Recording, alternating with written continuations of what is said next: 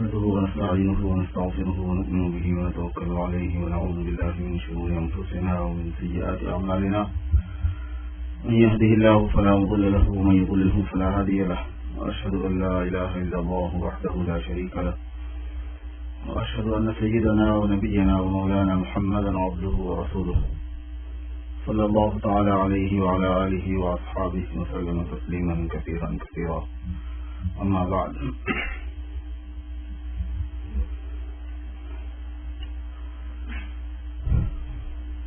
برادران اسلام،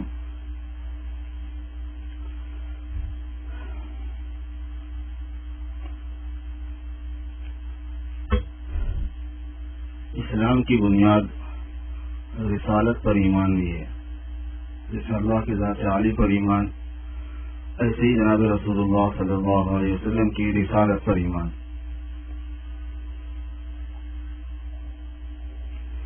اس کے بغیر آدمی مسلمان نہیں ہوتا، اس کے بغیر آدمی نجات نہیں پاتا. یہ ایک بنیادی عقیدہ ہے کہ جب تک لا الہ الا اللہ کے ساتھ محمد رسول اللہ کو نہ ملایا جائے گا اس وقت تک نجات نہیں ملے گی. تو صرف لا الہ الا اللہ کہنے والوں کو نجات نہیں ہوگی.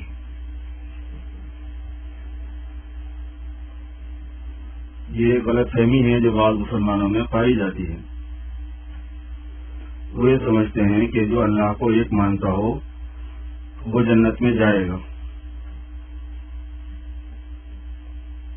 چاہے وہ رسول پر ایمان رکھتا ہو یا نہ رکھتا ہو. اسلام میں یہ بات بیان کی گئی ہے، قرآن پاک میں، احادیث مبارکہ میں، علماء کی تحقیق میں یہ بات ہے. جو قرآن اور حدیث ہی میں تحقیق کرتے ہیں وہ لوگ، کسی سے لا الہ الا اللہ پڑھنے والے کی نجات نہیں ہوگی جب تک کہ وہ محمد رسول اللہ نہ پڑھے. صرف لا الہ الا اللہ کا نظریہ قبول کر لینے پر نجات نہیں ہوگی جب تک کہ محمد رسول اللہ صلی اللہ علیہ وسلم کا نظریہ بھی قبول نہ کر لے. اس سے اسلام کے علاوہ تمام ادیان نکل گئے، اس تاریخ میں آ گئے. کوئی شک کی گنجائش اس میں نہیں ہے، ڈاؤٹ کرنے کی گنجائش نہیں ہے کہ اسلام کے علاوہ کوئی اور مذہب، چاہے وہ آسمانی ہی کیوں نہ ہو، اگر وہ مذہب والے نجات چاہتے ہیں تو ان کو اسلام قبول کرنا پڑے گا.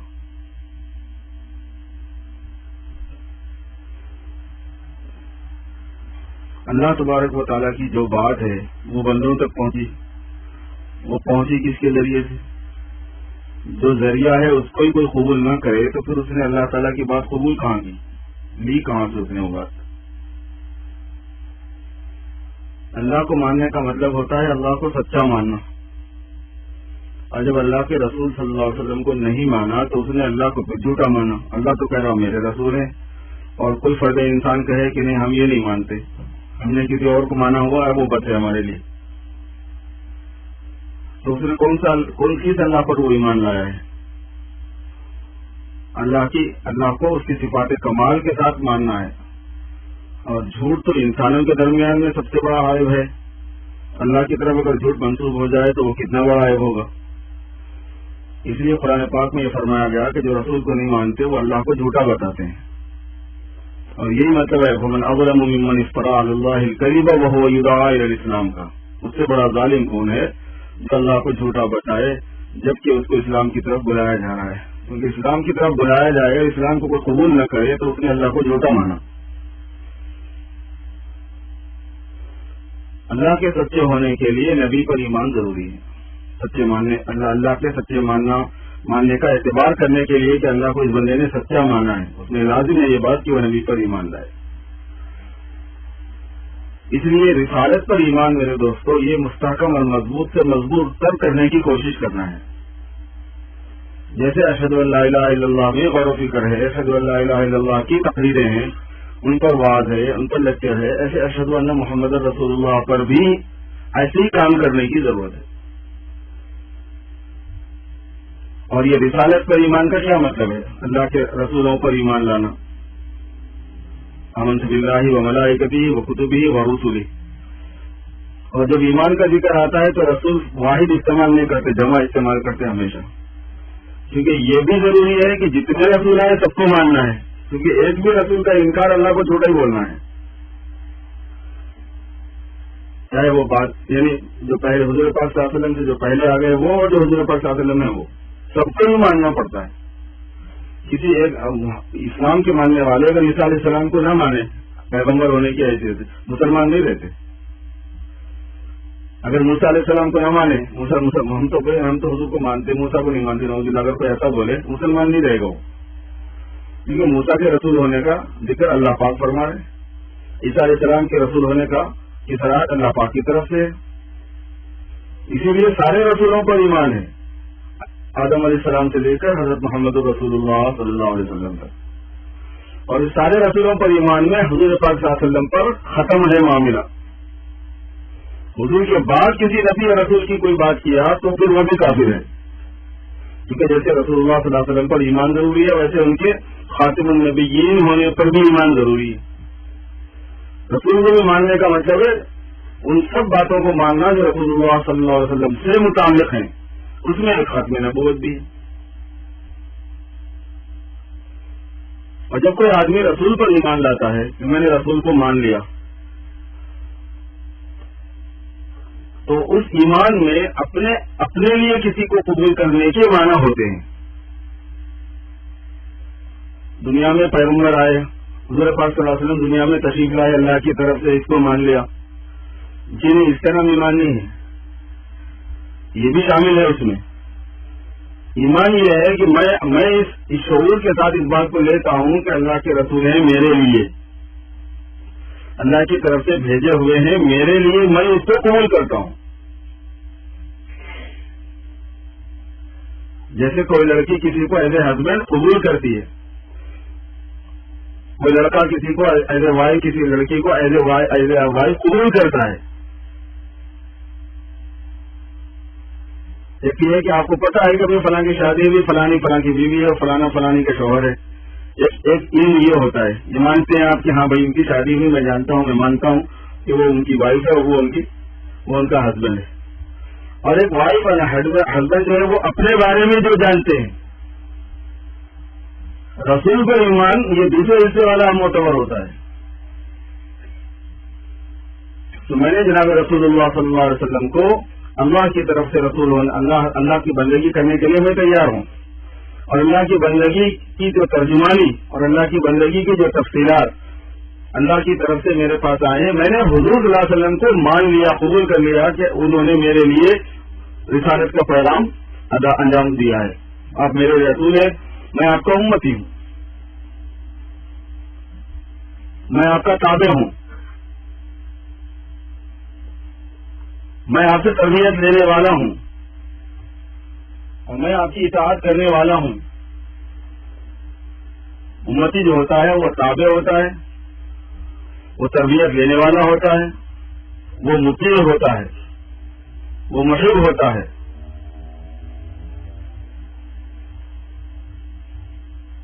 ایک اعتبار اس میں یہ ہے، اور اس اعتبار کی تفصیل میں میرے دوستوں ایک اور چیز ہے، وہ یہ ہے کہ کسی چیز کو ماننے کے لیے بعض مرتبہ دوسری چیزوں کا انکار ضروری ہوتا ہے۔ تو رسول اللہ صلی اللہ علیہ وسلم کو رسول ماننے کا کیا مطلب ہے؟ علماء نے لکھا ہے کہ آپ صلی اللہ علیہ وسلم کو رسول ماننے کا مطلب یہ ہے کہ ایک شخصیت کا اس بات کرنا کامیابی کے لیے، اور بقیہ تمام شخصیتوں کی نفی کرنا، جسے اللہ کے ایک ہونے کا الوہیت میں اعتقاد کیا جاتا ہے کہ اللہ ہی لائق عبادت ہے اور کوئی نہیں ہے، ایسے مخلوق میں ساری شخصیتوں کی نفی کر دینا کامیابی سے تعلق جوڑنے کے لیے۔ انسان کی عادت یہ ہے کہ وہ اپنی دنیا کی چھوٹی چھوٹی کامیابیاں، بڑی بڑی کامیابیاں اور اپنے کام یہ جوڑ دیا کرتا ہے کسی نہ کسی مخلوق سے، کہ فلاں کانگریس میں سے اگر میرا تعلق ہو جائے گا تو میرے کام بن جائیں گے، فلاں تاجر سے اگر میری دوستی رہی تو میرے کام بن جائیں گے، فلاں ملازم سے میرا تعلق رہا وہ میرے کام بن جائیں گے۔ اور فلاں پارٹی جو ہے میری حکمراں رہی تو میرا کام بن جائے گا، فلاں کی پالیسی جو ہے نا یہ سب کو نجات دے دے گی، فلانے کا نظریہ جو ہے نا یہ صحیح ہے، رسول پر ایمان بھی ہے کہ یہ فلاں فلاں بھی چل رہا ہے، اس طریق میں فلاں فلاں نہیں چلتا، ساری شخصیتوں کی نفی کرنی پڑے گی آپ کو، نہ بادشاہ سے کچھ ہوتا، اس سے کوئی انسانوں کی کامیابی کا تعلق نہیں، نہ وزیر سے انسانوں کی کامیابی کا تعلق ہے، نہ عہدیداروں سے، نہ تاجروں سے، نہ نوابوں سے، نہ بہت بڑے فنکاروں سے، نہ بہت بڑے دماغ والوں سے، نہ بہت بڑے پلانروں سے، کچھ کسی سے کچھ نہیں ہے۔ انسان کی کامیابی کا تعلق وہ کسی شخصیت سے متعلق نہیں ہے، اور حضور اکرم صلی اللہ علیہ وسلم کے بتائے ہوئے طریقے کو چھوڑ کر کسی کے بھی طریقے کو فالو کیا جائے گا تو کامیابی نہیں حاصل ہو سکتی۔ رسول پر ایمان لانے کے مطلب میں یہ بات شامل ہے، آپ صلی اللہ علیہ وسلم پر ایمان لانے کا مطلب یہ ہے کہ یہ بھی ماننا پڑے گا۔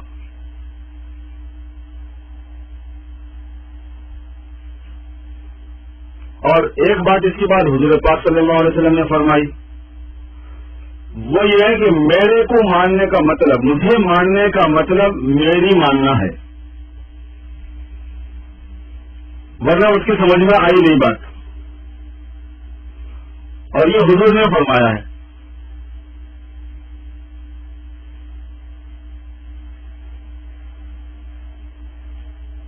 کل امتی یدخلون الجنہ الا من ابى، میری ساری امت جنت میں داخل ہوگی سوائے ان کے جنہوں نے انکار کیا، جو منکر ہوں گے وہ جنت میں داخل نہیں ہوں گے۔ قیل من ابى یا رسول اللہ، علی کیا کہ اللہ کے رسول صلی اللہ علیہ وسلم کون ہے انکار کرنے والا آپ کا؟ تو آپ نے فرمایا کہ من اطاعنی دخل الجنہ ومن عصانی فقد ابى،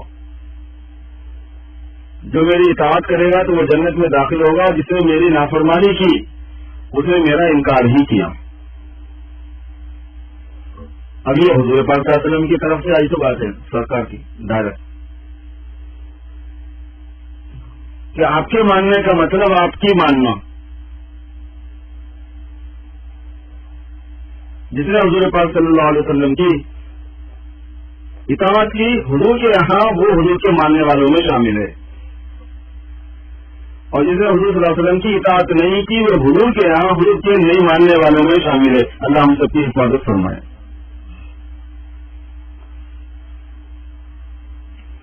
اسی طرح کے جملوں کو دیکھ کر ایک فرقہ پیدا ہوا تھا معتزلہ اور خوارج کے نام سے ابتداء اسلام میں۔ وہ لوگ کہتے تھے کہ جو آدمی اللہ کے حکم کو، حضور پاک صلی اللہ علیہ وسلم کے حکم کو نہیں مانے گا وہ اسلام سے ہی نکل جاتا ہے۔ اہل سنت والجماعت کا عقیدہ یہ نہیں ہے کہ اس پر باضابطہ کافر ہونے کا حکم لگا دیا جائے، ورنہ پہلے اسی طرح کی نصوص قرآن پاک میں ایسی آیتیں بھی بہت سی ہیں، ایسی حدیثیں بھی بہت ہیں، ایسی تعبیرات بہت ہیں کہ آپ صلی اللہ علیہ وسلم کا لہجہ اور انداز عبارت بہت سخت رہی ہے۔ اب جیسے یہی کی فقط عبارت ہے، تعبیر بہت سخت ہے، حضور فرمایا من آسانی فقط ابا، جس نے میری نافرمانی کی اس نے مجھے مانا ہی نہیں، اس نے مجھے میرا انکار کیا اس نے۔ تو ایسی چیزوں سے بعض لوگ یہ سمجھے شروع ہوئے ابتداء اسلام میں کہ جو آدمی حضور والے طریقے میں کمی کر دے اور آپ کے حکموں کو نہ مانے تو وہ اسلام کے دائرے سے نکل جاتا ہے۔ پھر ایک معتزلہ تھے، ایک خوارج تھے۔ معتزلہ اسلام سے نکل جانے کے قائل تھے لیکن کفر میں داخل ہونے کے قائل نہیں تھے، مرتبہ فی ما بین الایمان والکفر کے قائل تھے۔ وہ ادھر سے تو نکل جاتا لیکن ابھی ادھر داخل نہیں ہوتا، بیچ میں کہا ہوا ہے۔ اور خوارج نام کا جو فرقہ تھا وہ یہ کہتا تھا کہ ادھر سے نکلے ادھر داخل ہو گئے، وہ کفر میں داخل کر دیتا تھا۔ پھر بات گمراہ پھر سے عقیدے کا صحیح ہونا کتنا ضروری ہے۔ دیکھو جس کا یہ عقیدہ ہوگا اس نے کوئی حکم چھوڑا ہوگا حضور کا؟ جن کے پاس یہ عقیدہ معتزلہ اور خوارج میں جن کا یہ عقیدہ تھا کہ گناہ کرنے والا، حضور کی بات کو چھوڑ دینے والا اسلام سے نکل جاتا ہے، تو اپنے آپ کو اسلام میں رکھتے تھے، تو کتنے پابند نہیں تھے ہوں گے وہ، کتنے پابند نہیں تھے، مگر گمراہ فرقوں میں اور جہنمیوں میں ذکر ہے۔ عقیدے کا صحیح ہونا بھی بہت ضروری ہوتا ہے اس لیے، اور عقیدے کے صحیح ہونے کا مطلب ہے کہ علماء نے جن عقائد کی تفصیل کی ہے ان کو قبول کرنا۔ بعض مرتبہ عقیدے کے صحیح ہونے کا مطلب بھی ہمارے پاس صاف نہیں ہے، کلیئر نہیں ہے۔ عقیدے کے صحیح ہونے کا مطلب کہ قرآن اور حدیث کی روشنی میں علماء نے عقائد کی جو تشریحات کی ہیں بالکل ان کے مطابق عقیدوں کا ہونا۔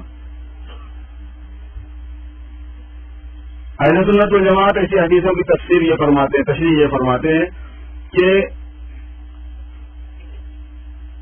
جس نے حضور پاک صلی اللہ علیہ وسلم کی نہیں مانی اور حضور کو مانا تو اس نے کیا مانا، اس کا ماننا نہیں ماننا کیا ہے. اب آخرت میں کچھ فائدہ دے تو دے، لیکن یہ ہے کہ جو وعدے اللہ تبارک و تعالیٰ کے ہیں اور اللہ کے یہاں جو محبوبیت ہے وہ تو حاصل نہیں ہوگی اس کو. اس معنی میں ہے یہ جملہ. وہ ہر لائن والا اپنی لائن سے تھوڑا سا باکس آگے بڑھا دے. جزاکم اللہ.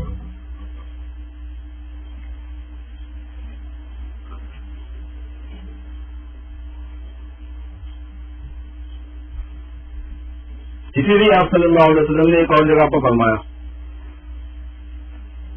کہ من احب سنتی فقط احبنی،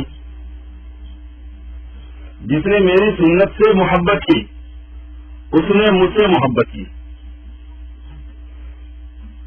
ایک ہوتا ہے مفہوم مخالف. مفہوم مخالف کا مطلب یہ ہے کہ جس نے میری سنت سے محبت نہیں کی اس کا کیا حکم ہے. امام ابو حنیفہ رحمۃ اللہ علیہ کی تحقیق یہ ہے کہ اس کا حکم اگر الگ سے بیان کیا گیا تو لگائیں گے ورنہ نہیں لگائیں گے. امام شافعی رحمۃ اللہ علیہ کے یہاں مفہوم مخالف کا اعتبار ہوتا ہے. مفہوم مخالف کا مطلب اس کا الٹا جو مفہوم بنتا ہے وہ اس کو بھی ایسے حکم میں لیتے ہیں باضابطہ. امام ابو حنیفہ رحمۃ اللہ علیہ فرماتے ہیں کہ الٹے حکم کے لیے الگ بات چاہیے، حضور صلی اللہ علیہ وسلم کا الگ ارشاد چاہیے باضابطہ اپلائی کرنے کے لیے. تو آپ نے فرمایا کہ من احب سنتی، جس نے میری سنت سے محبت کی اس نے مجھ سے محبت کی. اور من احبنی کان معی فی الجنہ، اور جس نے مجھ سے محبت کر لی وہ جنت میں میرے ساتھ ہوگا. رسالت پر ایمان کے جو اجزاء ہیں وہ میں عرض کر رہا تھا میرے دوستوں کہ جناب رسول اللہ صلی اللہ علیہ وسلم پر ایمان لانے کا مطلب ہے تمام شخصیتوں کی نفی کر کے کامیابی کو ایک شخصیت کے ساتھ میں مرتبط کر دینا، جوڑ دینا. دنیا کی کسی لائن، کسی شعبے، کسی نظریے، کسی فلسفے، کسی آئیڈیا، کسی بھی چیز سے آئیڈیا ہو یا آئیڈیل ہو کچھ ہو، ناکامیابی کا تعلق نہیں ہے. اور کل ہم کتاب پڑھ رہے تھے مجلس میں، وہاں ایک بڑی عجیب بات آئی. ایک بزرگ کے بارے میں لکھا کہ وہ سنت کے بہت پابند تھے، متبع سنت کے سارے بزرگ متبع سنت ہوتے ہیں. اس کے بعد انہوں نے ایک بڑا عجیب اچھا جملہ لکھا. انہوں نے کہا کہ اگر کسی کے بارے میں یہ کہہ دیا جائے کہ متبع سنت تھے تو پھر یہ بولنے کی ضرورت نہیں ہوتی کہ اس کے اخلاق کیسے تھے، اس کے اوصاف کیسے تھے، اس میں کیا کوالٹیز تھی، اس کے معمولات کیسے تھے. یہ بولنے کی ضرورت نہیں ہے، کیونکہ ہمارے یہاں عام کانسیپٹ میں یہ بات ہے کہ حضور کی سنتوں کا اتباع کرو تو جو سنتیں دکھنے سے تعلق رکھتی ہیں ہم خالی انہیں سے اپنا ذہن جوڑتے ہیں. یقیناً ان سے بھی اپنا ذہن جوڑنا ہی ہے، وہ بھی اس کا مشمول ہے، وہ بھی شامل ہے ان چیزوں کو. لیکن یہ ہے کہ آپ صلی اللہ علیہ وسلم کی سنتوں میں جو عادات ہیں، آپ کے جو اخلاق ہیں، آپ کے جو صفات ہیں، آپ صلی اللہ علیہ وسلم کی جو سیرت مبارکہ ہے، آپ کا حلم ہے، آپ کا عفو ہے، آپ کا ہمدرد لوگوں کے ساتھ میں رحم کرنا ہے، شفقت کرنا ہے، تواضع اور انکساری ہے، اخلاص و للہیت ہے، توکل علی اللہ ہے، دنیا سے بے رغبتی ہے، حب جاہ اور حب مال سے بچاؤ ہے، حب دنیا سے بچاؤ ہے. یہ سب حضور صلی اللہ علیہ وسلم کی سنت میں شامل ہے. شادی کرنا بھی شامل ہے، اکٹھا کرنا بھی شامل ہے، خوشی کرنا بھی شامل ہے، غم کرنا بھی شامل ہے، مگر خوشی سنت کے موافق کرنا ہے اور غم سنت کے موافق کرنا ہے. اتباع سنت میں احب سنتی فقط احبنی. تو اشہد ان محمد رسول اللہ، میں گواہی دیتا ہوں کہ محمد صلی اللہ علیہ وسلم اللہ کے رسول ہیں. اب آپ صلی اللہ علیہ وسلم کے آنے کے بعد میں پوری کائنات میں، آسمانوں میں اور زمینوں میں اور قیامت تک اور سارے انسانوں میں اور انسانوں کی انسانی زندگی کے سارے شعبوں میں میں نے مان لیا کہ حضور پاک صلی اللہ علیہ وسلم اللہ کے بھیجے ہوئے ہیں میرے لیے اور ساری انسانیت کے لیے، میرے لیے بھی اور ساری انسانیت کے لیے بھی. جیسے اشہد اللہ الہ الا اللہ کی تجدید اور مذاکرہ یہ کرتے رہنا ہے، ایسے ہی اشہد ان محمد رسول اللہ کی بھی تجدید اور مذاکرہ اس کو کرتے رہنا ہے. اللہ مجھے اور آپ کو عمل کی توفیق نصیب فرمائے. جنہوں نے سنتیں نہیں پڑھی ہوں سنتیں پڑھ لیں.